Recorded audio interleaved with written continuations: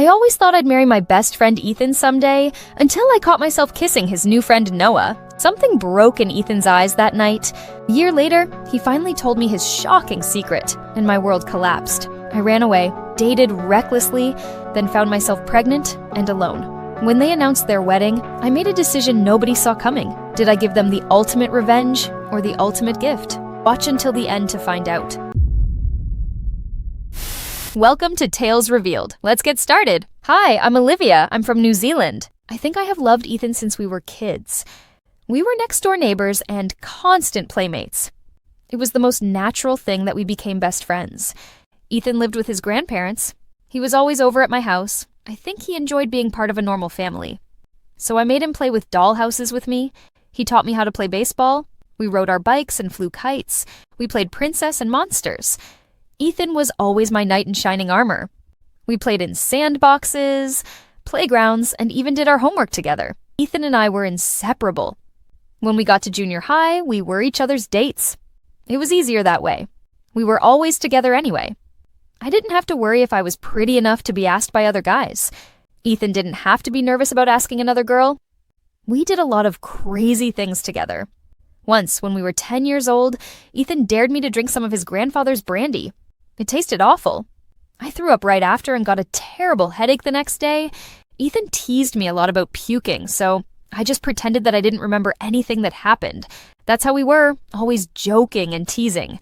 Since we were always together, we just both assumed that we would always be there for each other no matter what. We got teased a lot, especially by our families. They called us Mr. and Mrs.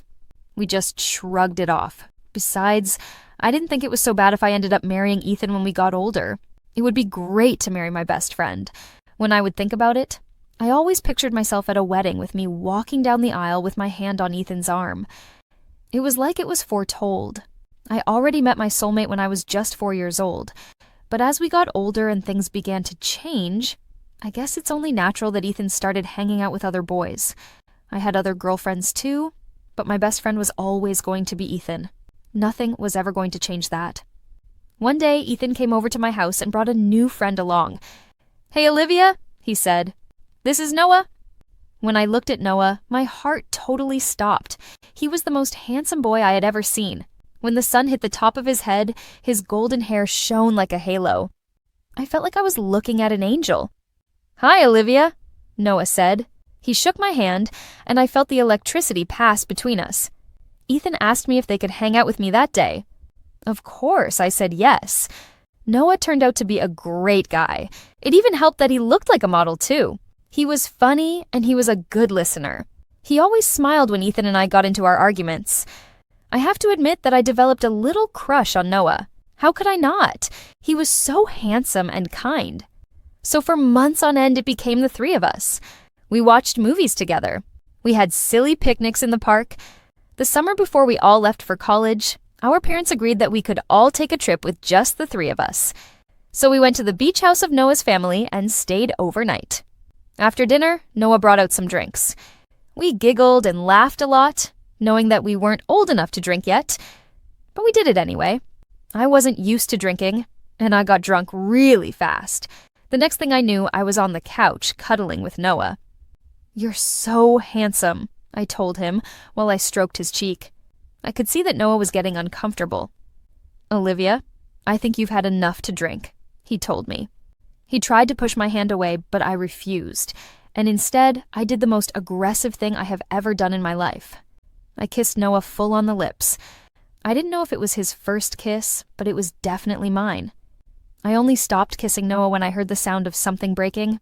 When I looked up, I saw Ethan looking at us with a shocked look on his face. Somehow, that look brought me to my senses. I blushed, stood up, and apologized. "Sorry, I think I've had enough to drink," I told the boys. I ran to the bathroom and locked myself in. I splashed some water on my face to clear my head. I felt so guilty about doing something like that, especially in front of Ethan.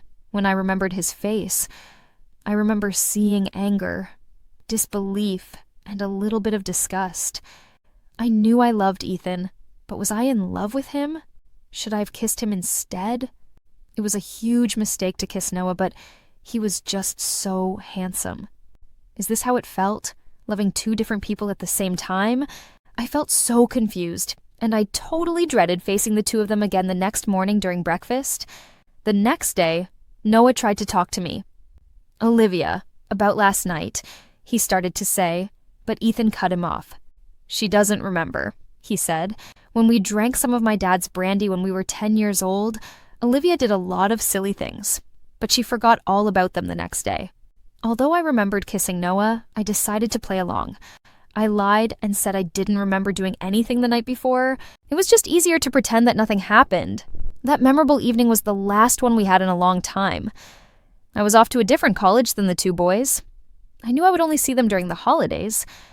I was going to miss being with Ethan all the time, but it wasn't all that bad. We were still texting and calling each other a lot. I was glad to hear that Ethan was still hanging out with Noah. I was bummed to hear that neither of them were coming back home for Christmas or spring break.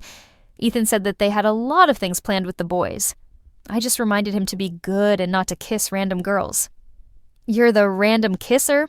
he teased me. It was a good thing that he couldn't see my face because I still remembered that awkward night.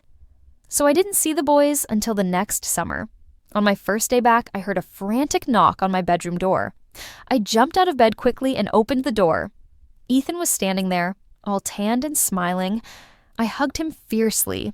Then I felt another pair of arms around us. It was Noah. It was a nice three-way hug from a group of old friends. That summer almost felt like we were never apart. We spent every day together, just trying to catch up on missed time. I felt a little jealous of some of the things Ethan and Noah did without me. It sounded like they had a lot of fun in their college. "What about you, Olivia?" Noah asked. "Break any hearts in that fancy college of yours?" I laughed a little too loudly and shook my head. Now that Ethan was here, I realized that he was the reason why I never fell for anyone in college. No one understood me like Ethan did. I looked at him and hoped that he felt exactly the same way. It was a surprise when he asked Noah to go home early that day. "I've got to talk to Olivia for a bit," he explained to Noah. Noah nodded and left. Ethan asked me to go for a walk. I was feeling kind of excited and nervous. What was he going to say? Was he finally going to let me know that he felt something between us? Were we finally finalizing that we were an item now? So we took a walk in the park. We sat down on a bench, and he held my hand. "There's something I want to tell you, Olivia," he began with all seriousness. I thought to myself, this is it. It doesn't matter to him that I kissed Noah last year. He knows that I was just drunk. He's going to tell me that he loves me too. "I love you, Olivia," he said. I beamed. "I've loved you from when we were kids. I've wanted to tell you something for a long time. I know that you'll understand, Olivia. I'm gay." What? I couldn't believe what I was hearing. How can Ethan be gay? I mean, he just told me that he loved me. Then he said something else that was totally unbelievable. He said that he was in love with Noah, and Noah felt the same way about him. I just sat there and stared at Ethan. Of all the things he could have told me that day, this was the last thing that I expected. I reminded him that he was upset when I kissed Noah. All this time I thought he was jealous because he was in love with me. Then Ethan laughed. "I knew you were just pretending that you forgot about that night," he said. "I was trying to save your dignity. I also know that you kissed Noah because he's so handsome." I thought that was the reason I fell for him too. But it's not just his looks. You know how Noah is? He's so great. Damn, Ethan. He knew me too well, but there was something he knew nothing about. He didn't know that I was in love with him. He kept talking about wanting his own family. He never felt like he was complete because he never knew his own parents. He was scared to come out to other people, especially to his grandparents. He kept asking me if I understood and if I was still his best friend. I couldn't reply. My heart felt like it was being crushed in my chest. So I stood up and left. It was just too humiliating. I didn't see either Ethan or Noah again that summer. It was a relief when it was finally time to go back to school. I went through a dating craze when I went back to college, and I rarely went home. I didn't want to see anyone from my past. It was probably all over town by now. Everybody probably knew that Ethan was gay. I couldn't face everyone feeling sorry for me, so I dated as many boys as I could. I needed to prove to myself that men could fall in love with me. I needed to prove to myself that I didn't need Ethan's love. So I ended up dating Marcus, and he became my boyfriend. Then one day, I was pregnant. There was no other place to go but home. I packed my bags and went home in tears. My life was such a mess. Marcus was just as shocked as I was. He didn't want to be a father, just like I didn't want to become a mom. Not yet, anyway. I was too young. I wanted to get married to a great guy first and have a honeymoon. I wanted a career. I didn't want to be bogged down with a child. I wasn't ready. I don't know who called him, but suddenly Ethan was back home with me too. He knew I was going through a hard time. We both cried a lot together. I feel so alone, I told him, but Ethan told me something that completely opened up my mind. I felt alone for a long time too. It's not easy being gay in this town. I know people are judging me. I had hoped for your support when I came out. Then the gravity of what I did suddenly dawned on me. I kept saying that Ethan and I were best friends, but I left when he needed me most. "It's okay, Olivia," he said. I knew it was a shock. He told me that he loved me. He told me that being gay wasn't going to change the fact that I would always be his best friend. Then he told me that having a baby was one of the best things that could happen to anyone. "I don't want this baby, Ethan," I replied. "You can't mean that. You want an abortion?" Ethan asked me with an angry voice. "You can't do that." I sobbed and I nodded. I knew I could never do that, but what else were my options? "You can do this. I'll be with you the whole time. You won't be alone," he said. "This baby is going to be so loved by everyone." He begged me not to give the baby away.